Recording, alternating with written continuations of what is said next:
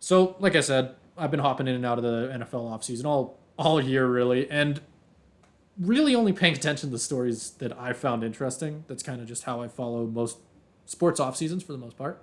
And the thing that stuck out to me, and I mentioned to you before we started the podcast, was Baker Mayfield versus Kyle Trask for the starting job over in Tampa.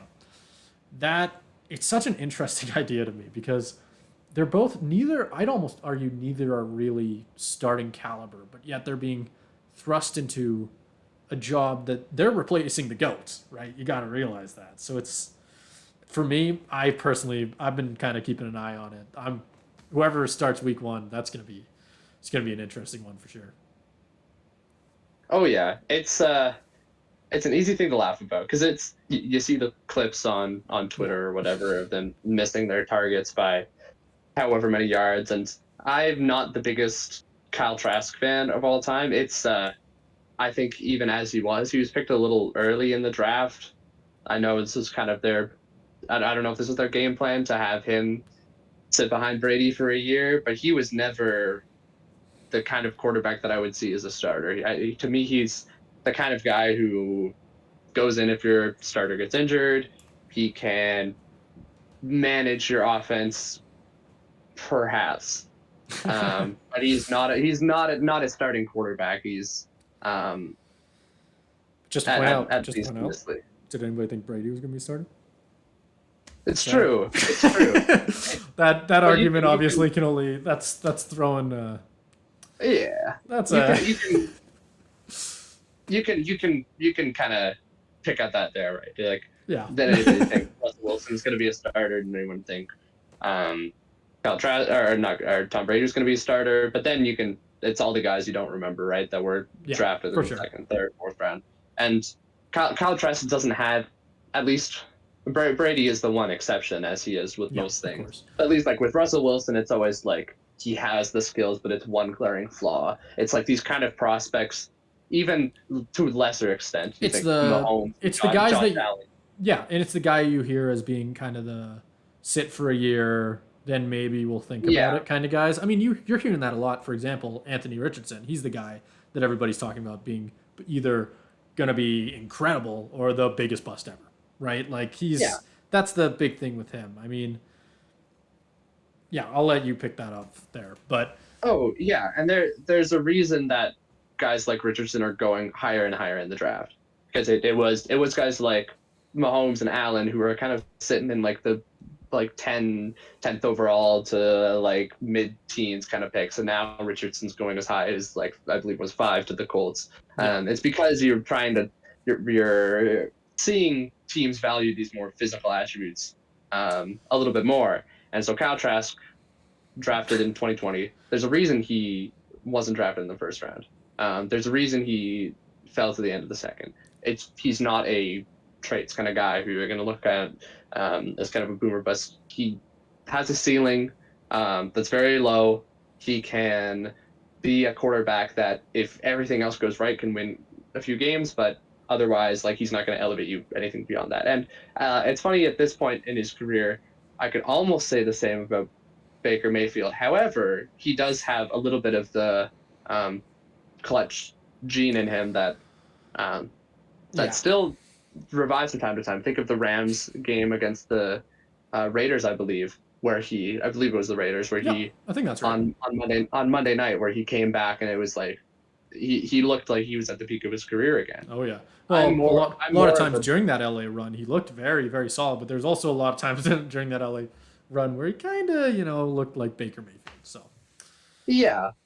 I do think that as a collective NFL society, I think we've given up on Baker Mayfield a little bit too early. maybe. Because think about where we were 2 years ago, where he was the savior of a Browns organization that had been the laughingstock of the league for like 10 years. He Yeah. was the one to get into the playoffs and win a game. And don't you forget that they almost beat the Chiefs. It came down to a miracle Chad Henne 20-yard run, right? It's it's crazy to think how far we've come, and the reason Yeah. that he's fallen so far is because of the injury that he chose to play through, and I think that diluted his own stock. almost, right? Um, so do we really know what Baker Mayfield is like? Has he really fully recovered from that injury? And does he have a higher ceiling than people are giving him credit for? That's why in this quarterback battle, I'm taking Mayfield any day of the week because at least he And I think has the most people are. potential I to think elevate. that's we can ramp up and build the stories about Kyle Trask versus Baker Mayfield, but it's kind of it's a hard thing to even call a battle in my opinion. It's because sure, Kyle Trask, he had a pretty good college career, right? That's he or at least a pretty good decent one, right? But can Yeah. you even argue that a good college career is even comparable to a decent NFL run? Because you can if you're trying to call Baker Mayfield's NFL run bad, like you just pointed out, he definitely had his highs, right? I Yep. mean, it's not really comparable. It's definitely Baker is definitely the guy with more of a resume. He's probably more skilled and arguably more physically. He's got all of it, right? He's the full package. It's just whether he can turn that into real success. That's what we're gonna have to see. Yes, and also along those lines, it's what are the Bucks looking for? Because we can obviously say Baker is the better quarterback, but the only reason you'd start Trax is if you have a young team and you want to see what you have. That's not what the Bucks are. They're only a few years removed from winning the Super Bowl, and they still have a good core around them. Because think about who these guys are throwing to. They're still throwing to Mike Evans and Chris Godwin, right? There's True. still a good team around them. So that's why I think Baker Mayfield is the better option. And I think the other thing to consider and the interesting comparison to make as a Seahawks fan is the Geno Smith Drew Lock competition last year Yeah. because we were hearing the exact same things. I know there was some sort of analyst last year who was just like ripping the Seahawks to shreds, saying it's the most like embarrassing quarterback battle in the history of the sport or something. And the funny And thing is, Geno like, Smith, I obviously opened it by almost saying the same thing about this one, right? I mean, who yeah, knows? You're putting that out there. I could end up looking like that guy, right? Who knows? mhm. You never know. Yeah, it's such an interesting thing because it can fluctuate so much from year to year. And with Geno, it was not given the opportunity after a couple of bad years with the Jets. Is it the same thing with Baker Mayfield? Right? It's impossible to say because Geno feels like such an outlier. Yeah. But the comparisons, like between these situations at least, are kind of easy to draw, And right? you could also make the argument that Geno's was almost more of a ability to build the. Everybody liked Geno even when he was a backup, and he was on that team for a lot of years before taking the mantle, right? I feel Yeah. like almost, and you can tell that he's such a skilled leader, and he was able to really build that locker room around him and really bring them all together around the abilities that he may not have shown, but he wanted to show, right? Can you really Hmm. make the argument that in one offseason, Baker Mayfield is able to build that mentality in this Bucks locker room? That's the interesting to me, and the reason I have a hard time comparing them. I feel like that's Yeah. kind of it's not the same. It's not the same. In terms of personality, I think, yeah, no, it's not the same. But in terms of playing situation, purely based on skill, I think it is very similar. In terms of you start off your career, even Baker had even better career, better like if you were to compare the careers of Baker Mayfield and Geno Smith before Geno had his breakout year last year, you would say Baker Mayfield was the overall better career quarterback. Um, but it's the same kind of thing where you have a start to your career and then things go south.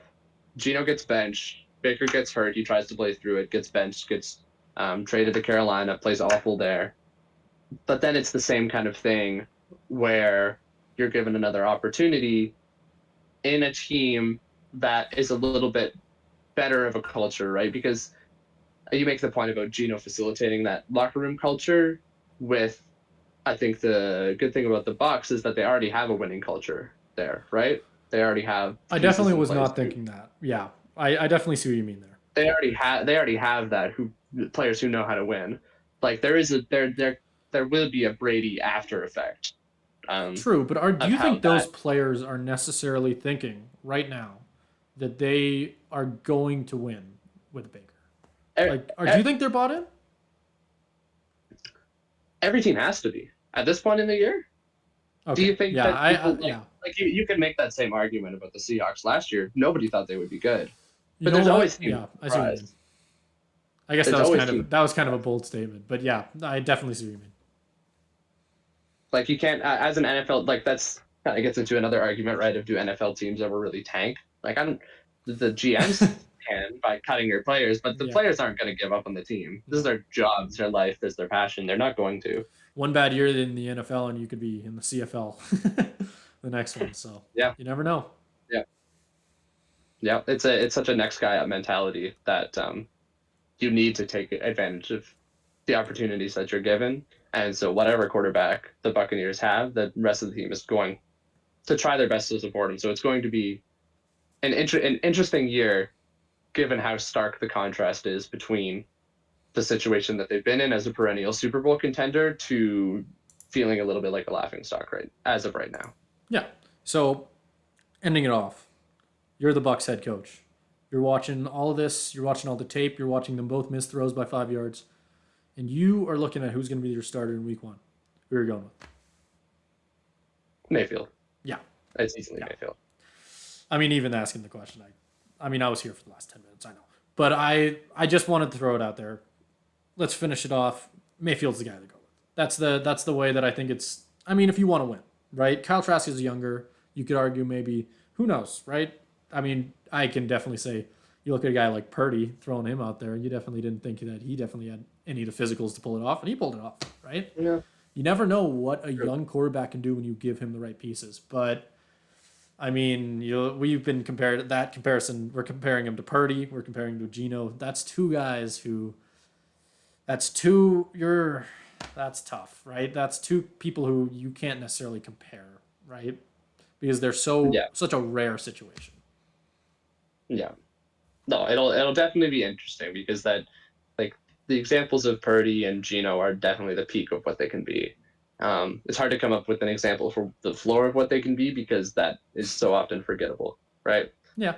Otherwise, it's just going to be a 3-14 Bucs season that we sweep. Baker's floor is Baker. Yeah. Yeah. Yeah. And simple as that. I pose one last question to kind of finish it off. So I don't think players would tank. However, you have one of the better quarterback prospects in the last few years, sans Trevor Lawrence, coming up in Caleb Williams. Do you start Kyle Trask if you're a GM of the Bucs? Do you start Kyle Trask, ride this year out, hope to get a low pick, maybe? I think see if you can trade up for the number 1 pick if you don't finish there. And I think that all comes back right back to where you are. Yeah, I think that all comes back around to how bought in you are on Baker Mayfield, right? Like, do you think all the people in Tampa are thinking this guy was the first overall pick? All he needs is a good system, good atmosphere, good like all these things that Tampa provides, and he can turn it around? Or are you thinking that this guy's going to come in for a year, lead you to be mediocre, 8-8 at best? You mentioned 8-9 at best. I'm still living in a 16-game season, and 3-14 at worst. Or are you thinking that you want Caleb Williams? That's kind of what I'm questioning back. Oh yeah, I think it's just difficult, right? Because there's no guarantees. But if I'm a Bucs fan, the best case scenario for me is to do terrible this year, get the first overall pick, draft Caleb Williams, and then be an instant Super Bowl contender again. Any other way, you're not gonna who knows? Free agency, trades happen. Sure. But that's the surest fire way to maintaining, to open that championship window up even more. Because I think Caleb Williams will be special, not just because I share his name. And I don't think you're alone in that opinion either. Yeah, there's a reason that I know I was listening to another football podcast, Bootleg Football. They were talking about who's the player, Jordan Addison, I believe, at USC. They going to USC's pro day. Caleb Williams is there to kind of help Addison, who is now drafted by the Vikings. And even though Williams not eligible this year, about half the scouts are watching him. People know what's coming down the pipeline. Yeah, and you always see that with those big prospects in any sport. You always see them being scouted heavily, even if it's not the draft year. I mean, I could Yeah. name a list of, you know what I mean? Like that's a common thing. Oh yeah.